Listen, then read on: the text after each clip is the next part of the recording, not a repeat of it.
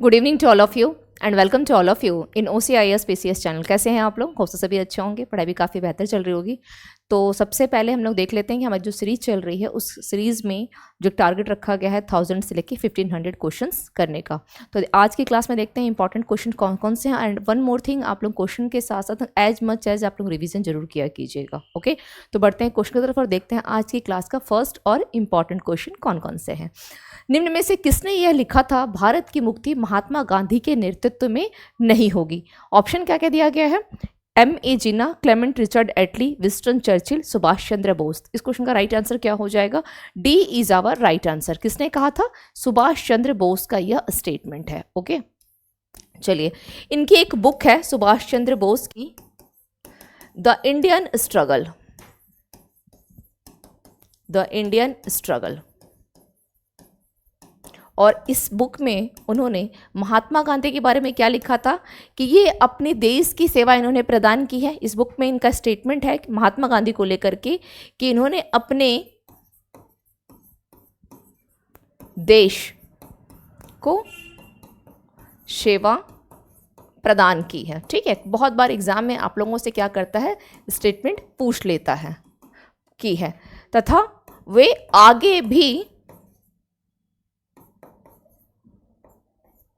आगे भी ऐसी अवधारणाएं, ऐसी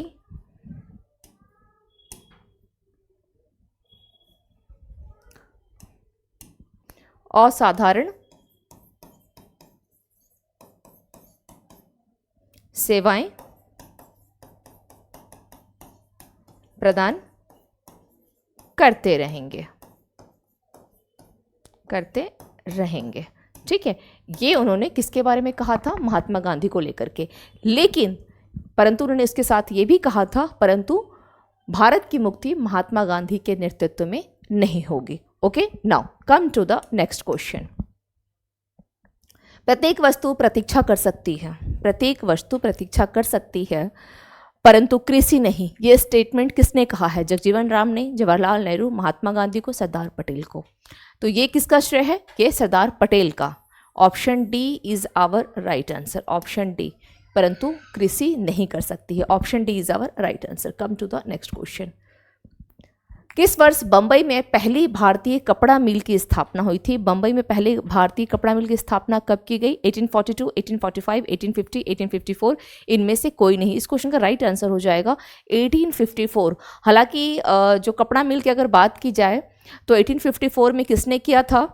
तो यह किया था एक बंबई में कावसजी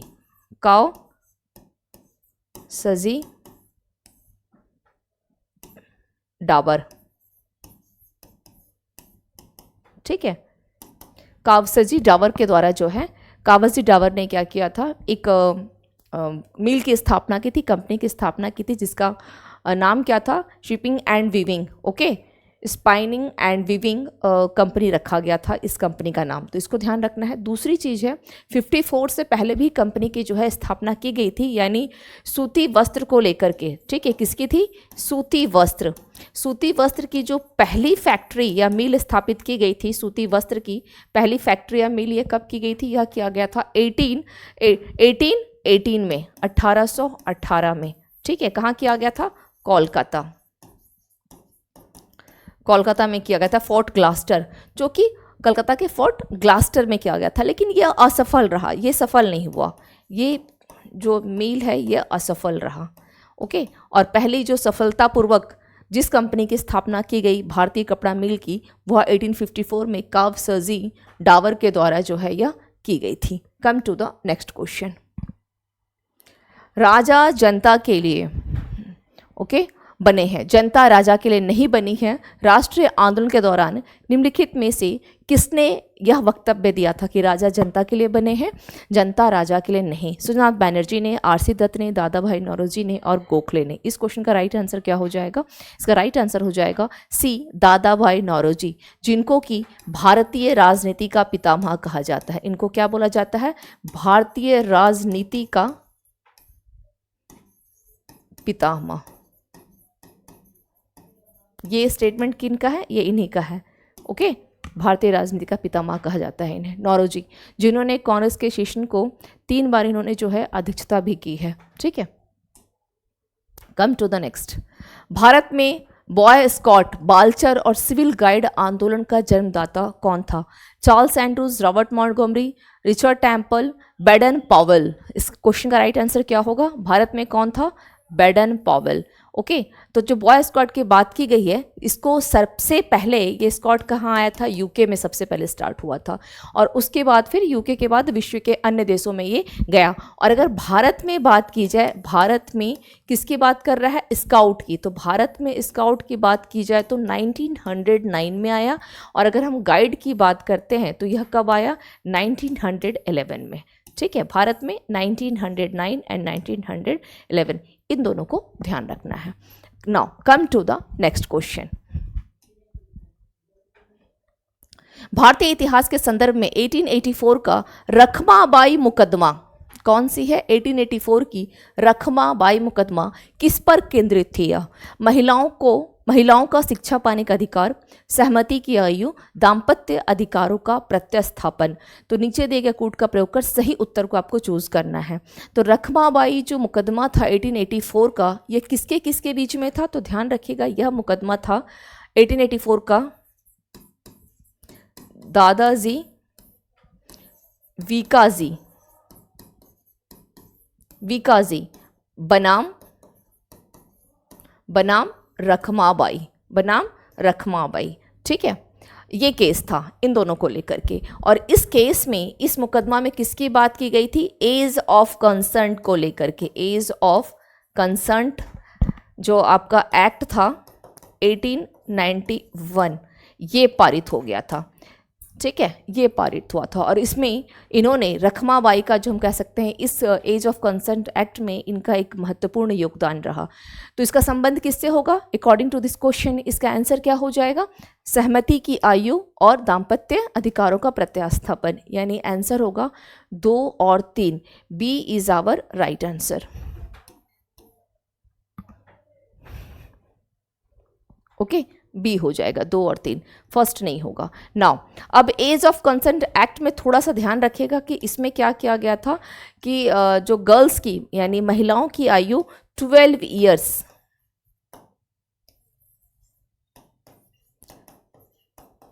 से जो लड़कियां नीचे की हैं, है ना, इनकी शादी को प्रतिबंधित कर दिया गया था। 12 ईयर्स की जो गर्ल्स हैं, अगर इनकी एज 12 ईयर्स से कम है तो क्या कर दिया गया था? इनका विवाह को प्रतिबंधित, इससे कम एज की लड़कियों को प्रतिबंध लगा दिया गया था विवाह के लिए। ठीक है, एज ऑफ कंसेंट एक्ट, ये क्वेश्चन बहुत बार आपके एग्जाम में जो है पूछा करता है, एज ऑफ कंसेंट एक्ट। चलिए, now come to the next question. Jawaharlal Nehru के विषय में कथनों पर ध्यान दीजिए, इनके बारे में। वे 1947 में कांग्रेस दल के अध्यक्ष थे। उन्होंने संविधान सभा की अध्यक्षता की। भारत की स्वतंत्रता से पूर्व उन्होंने संयुक्त प्रांत में प्रथम कांग्रेस मंत्रिमंडल बनाया था। ओके, ये 3 स्टेटमेंट है।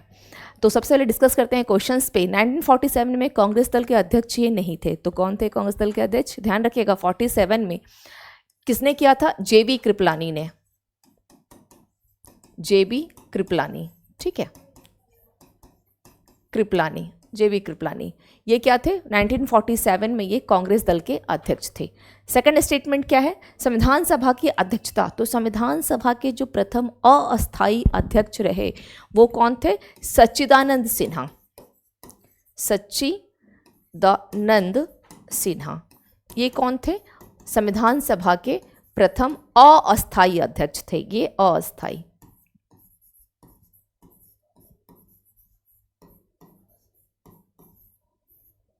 ओके, अस्थायी अध्यक्ष। अगर वहीं बात की जाए कि अस्थायी अध्यक्ष कौन थे? डॉक्टर राजेंद्र प्रसाद, है ना, ये क्या थे? अस्थायी अध्यक्ष बने संविधान सभा के। तो हमारा सेकंड स्टेटमेंट भी रॉन्ग हो गया, सेकंड भी रॉन्ग हो गया। नाउ तो क्या होगा, अब जब फर्स्ट और सेकंड हमारा रॉन्ग है तो भारत की स्वतंत्रता से पूर्व उन्होंने संयुक्त प्रांत में प्रथम कांग्रेस मंत्रिमंडल बनाया था, ये स्टेटमेंट भी नहीं होगा। तुम्हारा आंसर क्या हो जाएगा, डी। इनमें से कोई भी जो है इससे संबंधित नहीं है, ठीक है, इनमें से कोई भी इससे संबंधित नहीं होगा। Come to the next. मैं एक समाजवादी और गणतंत्रवादी हूं और मुझे राजाओं और राजकुमार में विश्वास नहीं है।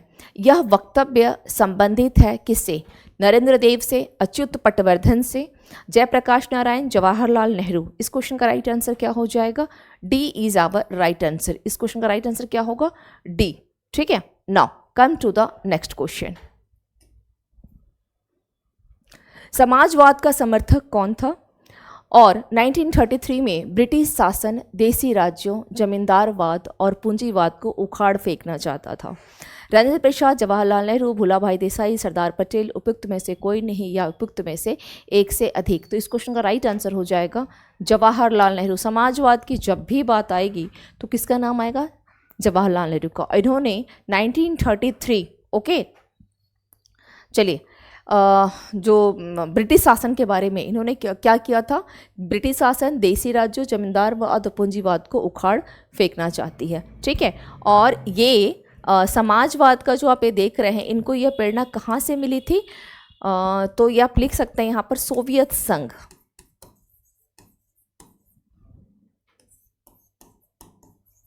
सोवियत संघ के समाजवाद,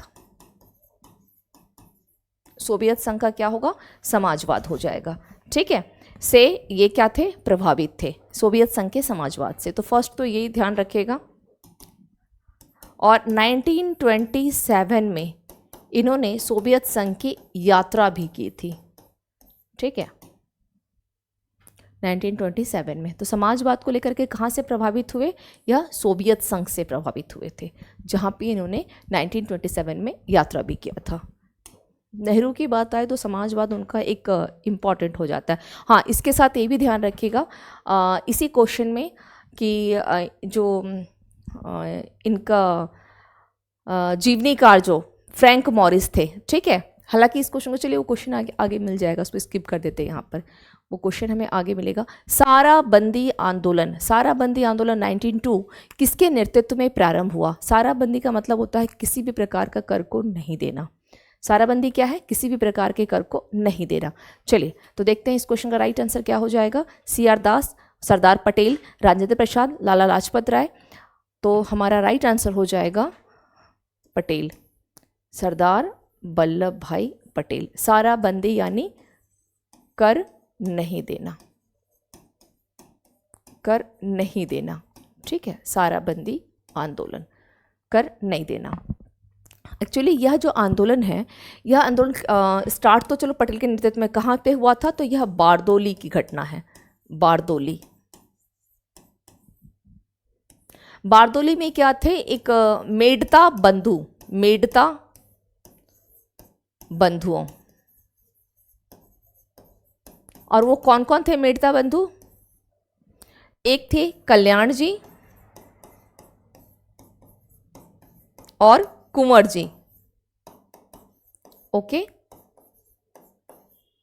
दूसरे कौन थे, दयाल जी, दयाल जी देसाई, ठीक है। इन्होंने क्या किया था, इन लोगों ने मिलकर के किसानों के समर्थन में 1922 ईस्वी में आंदोलन चलाया था, ओके। ये कौन सा था, तो मेड़ता बंधुओं का नाम से जाना जाता था 1922 ईस्वी में। और बाद में इसी आंदोलन का नेतृत्व किसने किया, तो पटेल ने किया बाद में इसी आंदोलन का, है ना, जो कि साराबंदी के रूप में चलाया गया। साराबंदी आंदोलन यानी कर नहीं देने का आंदोलन। नाउ कोई कर नहीं देगा। Come to the next question.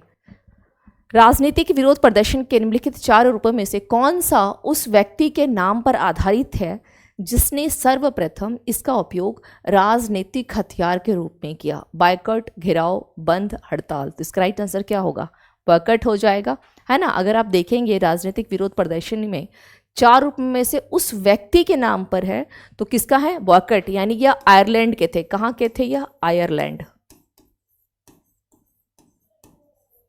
Ireland के थे। और क्या नाम था, सी बॉयकॉट,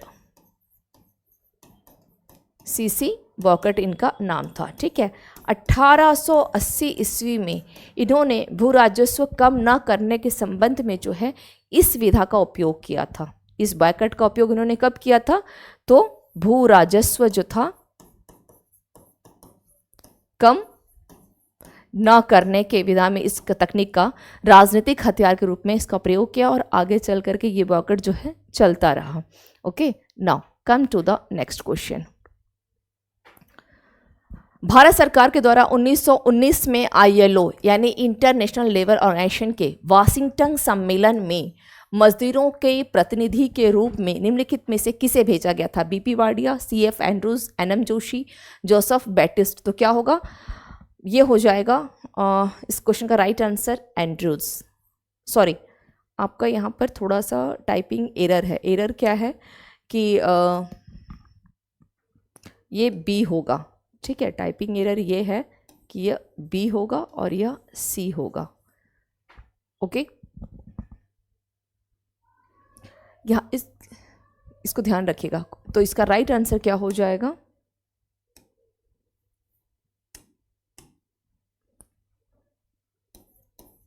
NM जोशी। ओके, 1919 में किसको भेजा गया था? NM जोशी, और इनके सलाहकार के रूप में इनको भेजा गया था, सलाहकार के रूप में। ये कैसे गए थे? इनके सलाहकार के रूप में BP वाडिया जो है भेजे गए थे। ठीक है, इनके सलाहकार के रूप में किसको भेजा गया था? BP वाडिया को, ये ध्यान रखिएगा। Now come to the next. निम्नलिखित घटनाओं पर विचार कीजिए और कालक्रमशः व्यवस्थित कीजिए।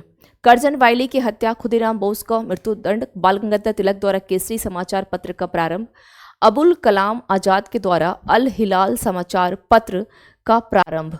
ठीक है, नीचे दिए गए कूट का प्रयोग करके सही उत्तर का चयन कीजिए। 3, 2, 1 एंड 4। तो सबसे पहले हमें ये देखना होगा कि करजन वायली की जो हत्या है यह कब की गई है।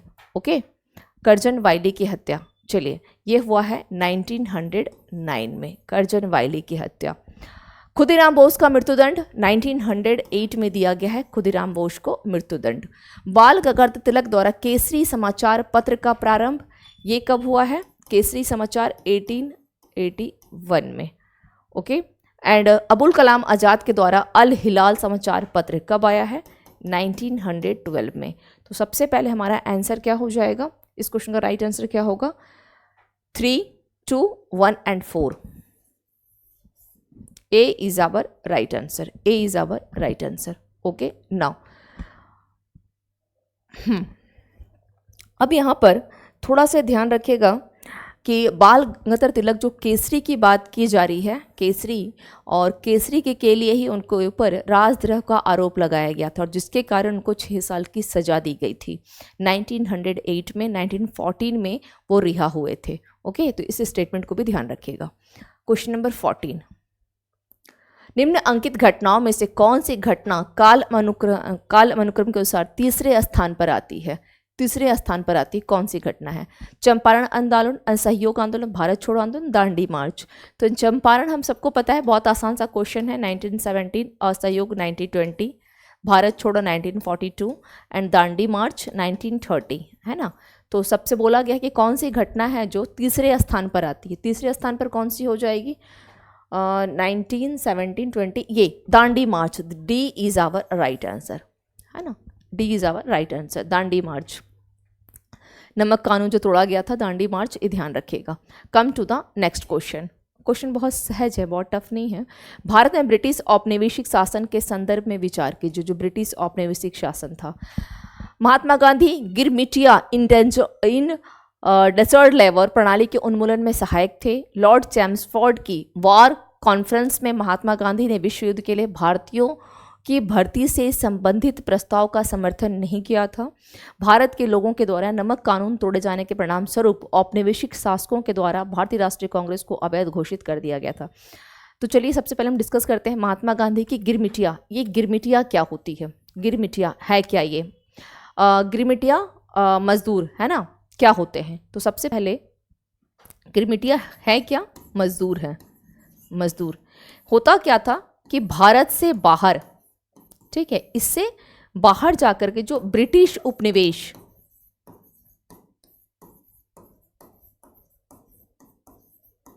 उपनिवेशों में, भारत से बाहर ब्रिटिश जो उपनिवेश थे यहाँ पर, ये एक निर्धारित अवधि के लिए, इसको हम कह सकते हैं कॉन्ट्रैक्ट पर, है ना, निर्धारित अवधि के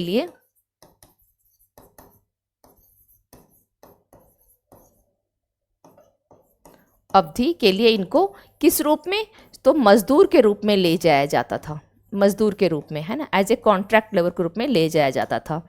और इनकी पता है दशा कैसी होती थी, जो बंधुआ मजदूर होते हैं ना, उनकी दशा कुछ ऐसे ही थी। ये जो गिरमिटिया मजदूर हैं, इनकी दशा कैसी थी, तो बंधुआ मजदूरों जैसी। बंधुआ, इवन आप इनको बोल भी सकते हैं, ऐसा नहीं है कि आप इनको नहीं बोल सकते हैं, गिरमिटिया को बंधुआ मजदूर भी कह सकते हैं, ठीक है। और गांधी जी ने सबसे पहले इनके लिए, जो इन मज़दूरों के लिए सबसे पहले जो आवाज़ उठाई थी, वो उन्होंने साउथ अफ्रीका में उठाया था, ठीक है, साउथ अफ्रीका में, दक्षिण अफ्रीका में सबसे पहले। कब, तो 1894 ईस्वी में, 1894 ईस्वी में। तो हमारा जो फर्स्ट स्टेटमेंट दिया गया है, महात्मा गांधी गिरमिटिया प्रणाली के उन्मूलन में सहायक थे, बिल्कुल सही है ये। लॉर्ड चैम्सफोर्ड की वार कॉन्फ्रेंस में महात्मा गांधी ने विश्व युद्ध के लिए भारतीयों को भर्ती से संबंधित प्रस्ताव का समर्थन नहीं किया था। हमारा ये स्टेटमेंट जो है रॉन्ग है, उन्होंने समर्थन किया था, क्योंकि वार कॉन्फ्रेंस में ये हुआ था कि बिना भारतीयों से पूछे ही ये लोग क्या चक्कर दिए थे कि नहीं, भारतीय जो हैं वो युद्ध में सम्मिलित होंगे। तो गांधी जी का भी था कि अगर भारतीय युद्ध में सम्मिलित हो जाएंगे, सपोर्ट कर रहे थे, तो जो डोमिनियन स्टेट्स है, कम से कम ब्रिटिश जो है उसके फेवर में रहेंगे, डोमिनियन स्टेट तक की बात के फेवर में आ जाएंगे। इसी वजह से भारतीय से संघ प्रस्ताव का गांधी जी ने समर्थन किया था। थर्ड है, भारत के लोगों के द्वारा नमक कानून तोड़ जाने के परिणाम स्वरूप, है ना, तो इसका बोला गया कि कांग्रेस को अवैध घोषित कर दिया गया। तो बिल्कुल कांग्रेस जो है अवैध घोषित कर दी थी जब नमक कानून को तोड़ा गया था। तो इसमें क्या होगा, 1 और 3 दोनों स्टेटमेंट सही हैं। तो हमारा आंसर क्या हो जाएगा, केवल 1 और 3, यानी B is our right answer, B. Come to the next question. भारतीय राजनीति में 1947 के बाद, यानी 1947 के बाद किस महिला ने सर्वाधिक योगदान दिया? अरुणा आसफ अली, कमला रानी सिंह, तारकेश्वरी सिन्हा, राबड़ी देवी। तो इसका राइट आंसर क्या हो जाएगा, इसका राइट आंसर हो जाएगा अरुणा आसफ अली, है ना, अरुणा आसफ अली। इनके बारे में सबसे इम्पॉर्टेंट चीज़ ये है कि इनका जो मूल नाम है, इनका मूल नाम क्या है, अरुणा गांगुली।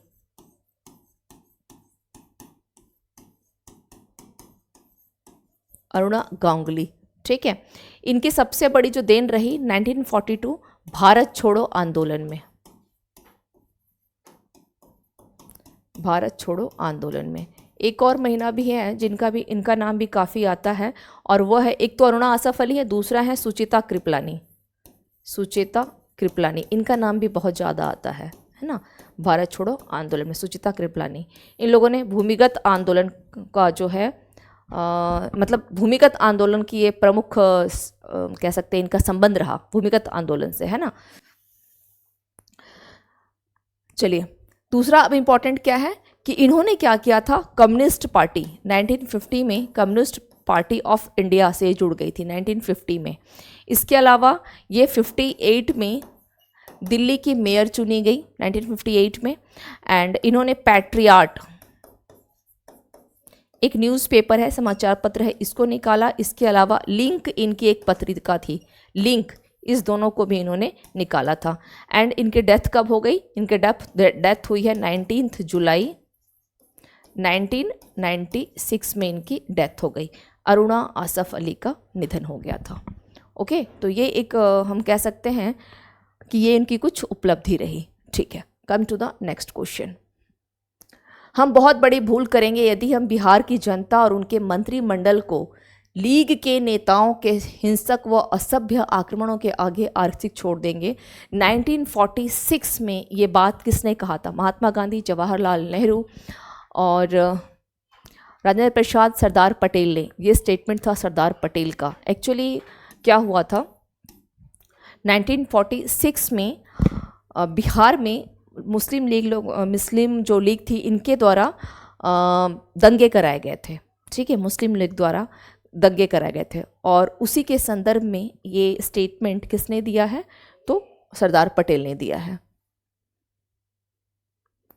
किसने 1921 में पहली बार पूर्ण स्वतंत्रता की मांग को उठाया था? मौलाना मोहम्मद अली, पंडित जवाहरलाल नेहरू, महात्मा गांधी, मौलाना हसरत मोहानी। तो इसका राइट आंसर क्या हो जाएगा? चलिए, 1921 कौन सा सेशन हुआ था? अहमदाबाद,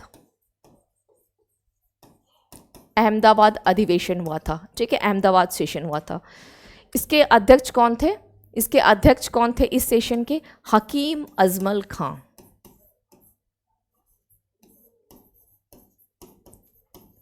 हकीम अजमल खान,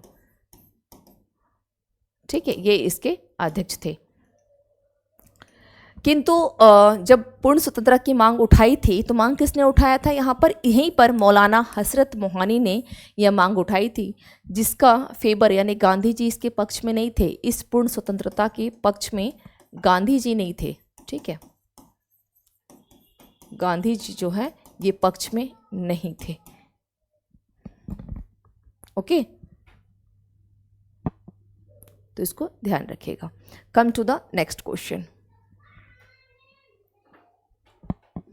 अगस्त 1923 के बीएचयू के अधिवेशन की अध्यक्षता किसने की? बीएचयू की स्वामी श्रद्धानंद, राजेंद्र प्रसाद, लाला लाजपत राय, पंडित मदन मोहन मालवीय।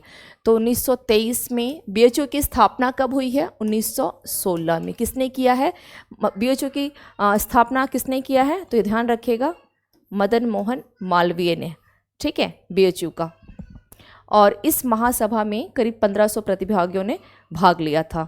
ठीक है, जिसमें एक तो इसके जो हम कह सकते हैं बीएचयू की स्थापना भी मदन मोहन मालवीय, और प्लस इसकी जो सेशन हुई थी 1923 में, इसकी अध्यक्षता किसने किया था? मदन मोहन मालवीय ने किया था।